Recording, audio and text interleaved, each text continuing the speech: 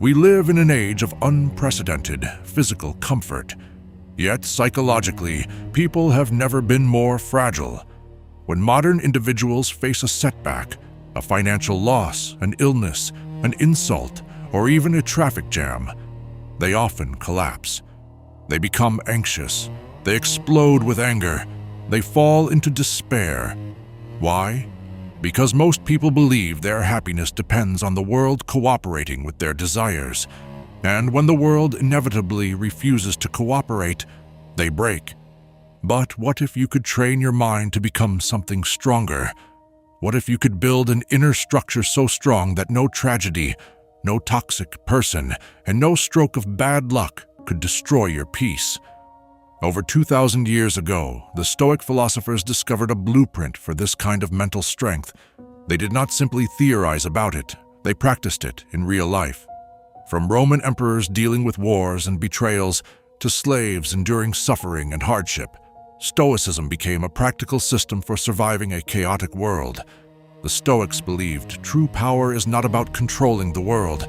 It is about building what they called the inner citadel, a fortress inside the mind, a place where your peace cannot be touched by external events. If you want to become mentally unbreakable, the first thing you must understand is the greatest source of human suffering. People try to control things that cannot be controlled. They try to control the economy, the weather, traffic, and the opinions of other people. And when these things refuse to obey them, they experience anxiety, frustration, and anger.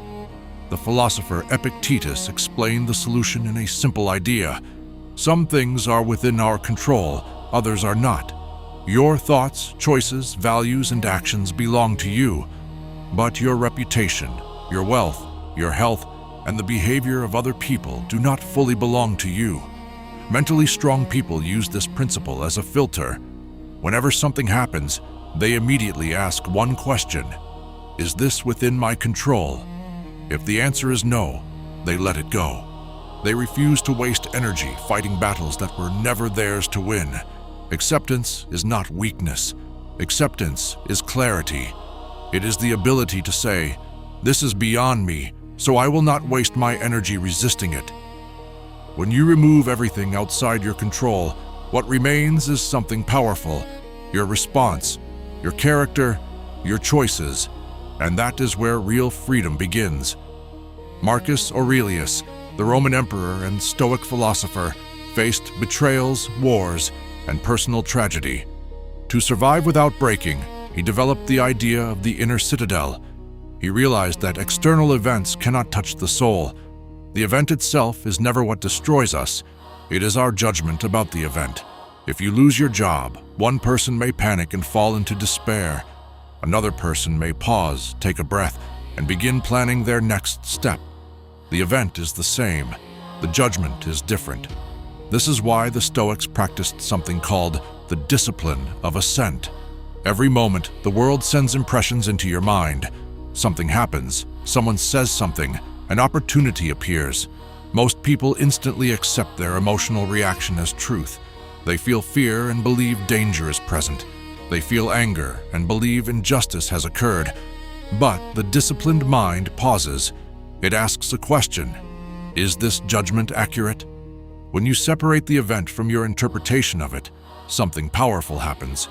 Your emotions lose their control over you. You stop reacting blindly, and your mind becomes stable. But mental strength cannot exist without training. Human beings quickly become comfortable. We adapt to wealth, comfort, and stability.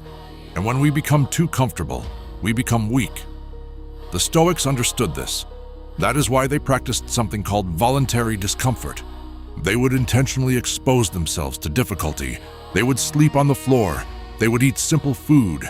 They would walk in cold weather without luxury, not to punish themselves, but to prove something important: that happiness does not depend on comfort.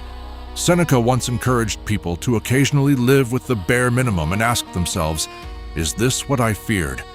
When you experience hardship voluntarily, you lose your fear of it. And when fear disappears, your mind becomes stronger. Another Stoic practice was negative visualization. Instead of constantly imagining a better future, the The Stoic would imagine losing what he already had, his possessions, his comfort, even the people he loved. This was not pessimism, it was training, because when you realize that everything in life can disappear at any moment, you stop taking it for granted. You become grateful for the present, and your anxiety about the future begins to fade. The Stoics believed that everything we have in life is temporary. Everything is on loan from the universe. When something disappears, you do not say, "I lost it." You say, "It was returned." The final level of mental strength requires a deeper shift in perspective. The Stoics practiced a mindset called amor fati, the love of fate. This means not only accepting what happens, but embracing it. Instead of wishing reality were different, you cooperate with it. When an obstacle appears, you treat it as fuel, like a fire that grows stronger when wood is thrown into it. Every difficulty becomes an opportunity to strengthen your character. Marcus Aurelius often practiced something called the view from above. He would imagine rising high above the earth and looking down at human life from a cosmic perspective.